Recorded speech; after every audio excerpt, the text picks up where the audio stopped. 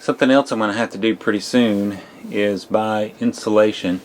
I'm going to get the probably 1-inch styrofoam insulation board that has a foil backing, and I'm going to cut that to fit in all these, between all these wall studs, and then the ceiling also all the way back. So I looked at that at Lowe's today. I think that's what I'm going to get. The walls are really about 1 3/4 thick. This part is, but I didn't see a good thickness of that styrofoam that I could use for that. They did have the 1-inch, and it had the foil backing on it, and I think that'll work out pretty well, especially things like this, so it'll leave some room for the wires in there. All it had, as you may have seen as we were pulling it out, was a thin layer of I guess it's fiberglass insulation, and it was just laid over the whole thing, and it went over the wood and everything, and it was kind of sandwiched in between this and the paneling that went on it. So I think the 1-inch styrofoam is probably going to be at least as good as that did. Here's a shot of that, the way that works. So this got a pretty good air pocket in there as well. So I think that's what I'm going to do. Just a few more things I've been working on today.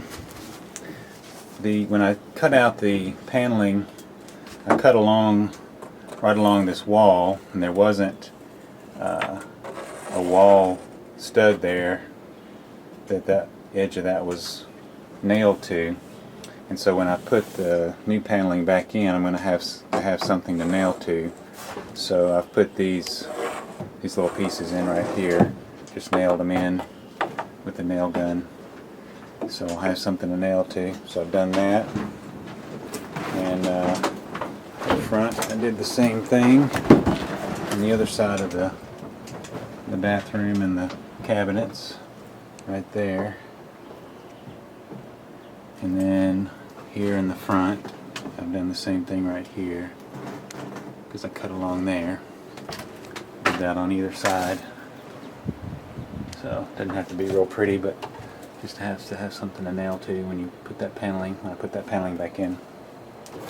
And then this piece right here was kind of a flimsy piece of plywood that wasn't even quite big enough for the space, and that provided some strength to where the dinette table brackets attached, and it was pretty weak looking, so I took that out, and I replaced it with a good solid piece of board, cut it just to fit real snug in there, put a little piece behind it so that I could nail into it and make it good and solid. And it'll be even more sturdy when I get the paneling put on there and all nailed down good.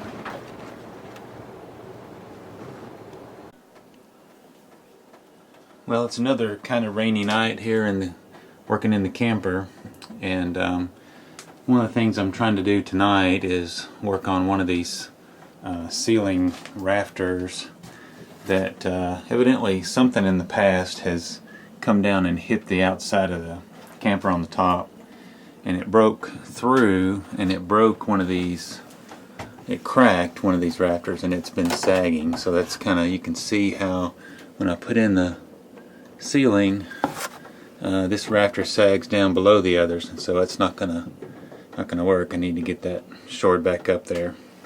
And I didn't want to take it out and put a new one in, because then I'd have to take screws out of the roof. I really don't want to do anything to the outside of the roof. So what I've done is made another rafter here that I've got it fit, and I'm gonna bring it over up against this one, and it's gonna be resting on either side right here up against this one, and that will bring the roof up, and then I'll attach those two together, and it should stay up there. So I've got this one in place. I just need to tap it over up against this other rafter.